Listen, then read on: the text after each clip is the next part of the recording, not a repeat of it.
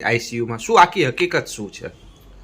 હું Urmish Vaishnav, vice president marketing, Gokul hospital, Vidyanagar main road, Rajkot. પૂજ્ય મોહનશ્રી અમારે ત્યાં 14મી નવેમ્બરના રોજ રાત્રે 11 વાગ્યાની આસપાસ દાખલ થયા હતા. એની પહેલાં એ જુનાગઢ હતા અને જુનાગઢમાં એમને 20-25 દિવસથી તાવની તકલીફ હતી, પ્લસ એ ડાયાબિટીક અને હાઇપરટેન્સિવ પેશન્ટ હતા અને છેલ્લે જુનાગઢમાં એમને ઝાડામાં લોહી પડવાનું ચાલુ થયું. એટલે ત્યાંથી ડૉક્ટરે એવું કીધું કે ભાઈ હવે આની વધુ સારવાર માટે તમે રાજકોટ લઈ જાઓ તો વધારે સારું, કારણ કે રાજકોટમાં મેડિકલ ઇન્ફ્રાસ્ટ્રક્ચર ખૂબ સારું છે. એટલે એ લોકો અમારે ત્યાં આવ્યા હતા અને અહીંયા અમે એમને સારવાર આપવાની ચાલુ કરી હતી. અમારા પ્રોટોકોલ પ્રમાણે રોજ સવારે અને સાંજે અમારા કન્સલ્ટન્ટ જે ક્રિટિકલ કેરના છે એ લોકો રાઉન્ડ લેતા હતા.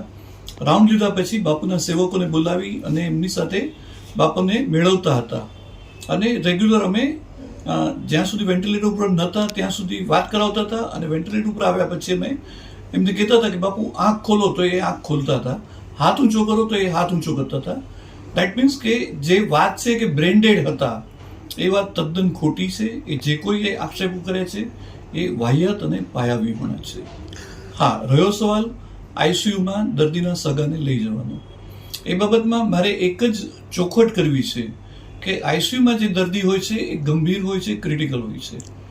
રૂટીનમાં પણ અમારી પાસે ઘણી વખત જે દર્દીઓ હોય છે જે ધર્મના હોય છે, ઘણી વખત કોઈ મૌલવી અમારી પાસે આવે છે, ઘણી વખત પાદરી અમારી પાસે આવે છે, કોઈ વખત આચાર્યશ્રી આવે છે અથવા મહારાજશ્રી આવે છે અને એ લોકો એમને એમ કહે છે કે ભાઈ અમારે દર્દીના દીર્ઘાયુષ માટે પ્રાર્થના કરવી છે. તો એ 5-10 જણા જે આવે છે એ લોકોને અમે ચોક્કસ આઈસીયુમાં એન્ટરટેઇન કરીએ છીએ, કારણ કે આ એક માનવતાનો સવાલ છે, એક શ્રદ્ધાનો સવાલ છે. એમાં અમે ના પાડી અને અમે દર્દીના સગાને દુઃખી કરવા નથી માંગતા. મહંશ્રીના કેસમાં પણ અમારી પાસે જુનાગઢથી સાધુ સંતો આવ્યા હતા અને એમણે કીધું કે બાપુના દીર્ઘાયુષ માટે અમારે પ્રાર્થના કરવી છે. એટલે અમે એમને આઈસીયુમાં લઈ ગયા હતા અને ત્યાં એમણે પ્રાર્થના કરી હતી. ના સાહેબ, એ બાબતમાં અમને ખ્યાલ નથી, કારણ કે કોઈ કોટ પહેરીને કે જે લુક લાઈક વકીલ લાગે એવા કોઈ નહોતા. હા, સાધુ સંતો હતા, એની ભેગા બીજા 3-4 જણા હતા અને આપણને ખ્યાલ નથી આવતો કે ભાઈ આ વકીલ છે કે નોટરી છે. એટલે એ બાબતમાં અમને ખ્યાલ નથી, એ અમારા ધ્યાનમાં નથી, અમારી જાણમાં નથી. એ અનુસંધાનમાં હું એટલું જ કહીશ કે ગોકુલ હોસ્પિટલ હંમેશા પારદર્શકતામાં માને છે.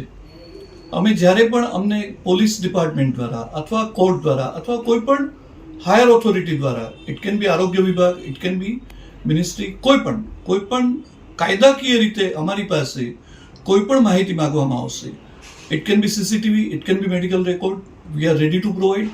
અને ભૂતકાળમાં પણ અમે હંમેશા સહકાર આપ્યો છે અને આ કિસ્સામાં પણ અમે સાથ સહકાર આપવા માટે તૈયાર છીએ. અમે ક્યારેય પાછી પાની નથી કરવાના.